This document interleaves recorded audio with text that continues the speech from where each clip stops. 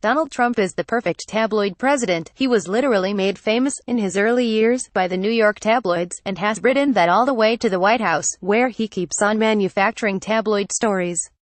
This article was originally published at Salon. Trump didn't attract the national spotlight and have shocking success in politics because he knew what ailed America, and had a plan to address the multitude of economic, social and political injustices that plagued the country.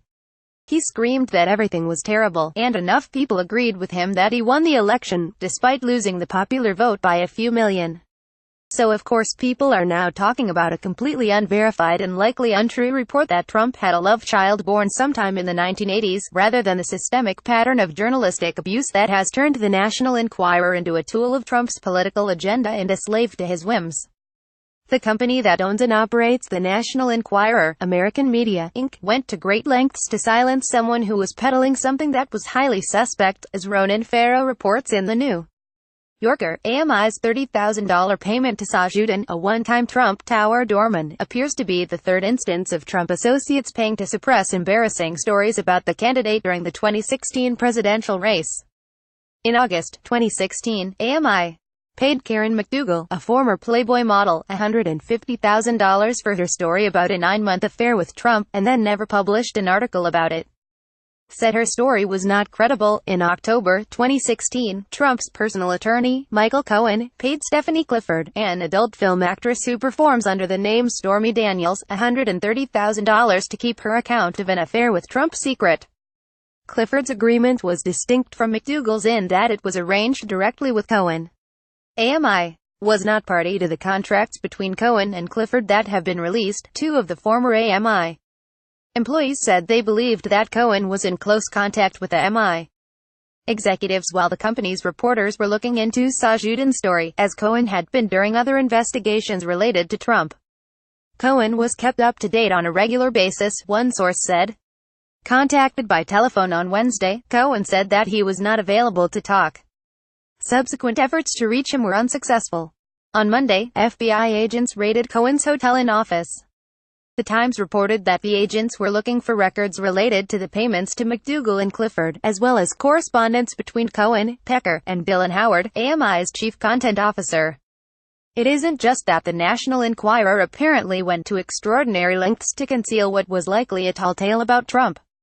The publication also tried to silence women who came forward with allegations against him. During the Republican primary campaign of 2016, the Enquirer served as an outlet to publish disreputable stories against Trump's opponents, most notably Texas Senator Ted Cruz. On one occasion, the Enquirer published an article alleging that Cruz had 5 different mistresses, which the senator vigorously denied. In response to the story, Trump went on the morning news shows, where he was able to capitalize on a story he likely colluded with the Enquirer to promote, and used the Enquirer story to attack his political rival even more. Railing against the Enquirer in 2016, Cruz accused the outlet, correctly, in retrospect, of being in the bag for Trump. What is striking is Donald's henchman Roger Stone had for months been foreshadowing that this attack was coming. It's not surprising that Donald Trump's tweet occurs the day before the attack comes out, he said at the time. Cruz was referring to this tweet from Trump. What may have looked at the time like a one-off piece of especially scurrilous tabloid reporting now seems like a sign of a much larger trend.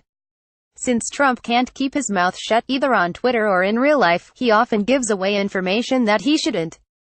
Recall the infamous June 2016 press conference in which Trump stood in front of reporters and issued the famous line, "Russia, if you're listening, I hope you're able to find the 30,000 emails that are missing."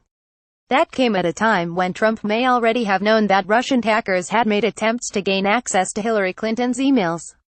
It was after Donald Trump Jr.'s now famous Trump Tower meeting with a group of Russians who had promised information that would incriminate Hillary and her dealings with Russia and would be very helpful to the Trump campaign.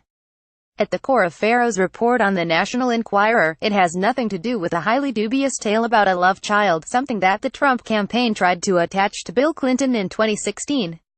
It's really about whether a media outlet was paying tens of thousands of dollars to do Donald Trump's dirty work, in probable violation of campaign finance law. As the New Yorker article makes clear, one big unanswered question is what Donald Trump or his campaign may have promised the Enquirer in exchange for its efforts to kill all these stories about Trump's private life. Similarly, the payoff agreement with adult film actress Stormy Daniels isn't about whether or not Trump ever slept with a porn star. It's about whether, in the days leading up to the presidential election, Trump consigliere Michael Cohen was ordered to write her a big fat check, perhaps on the orders of the candidate or his campaign. If Trump is ever forced to testify about these events under oath, the consequences could be devastating. The cover-up is almost always bigger than the crime.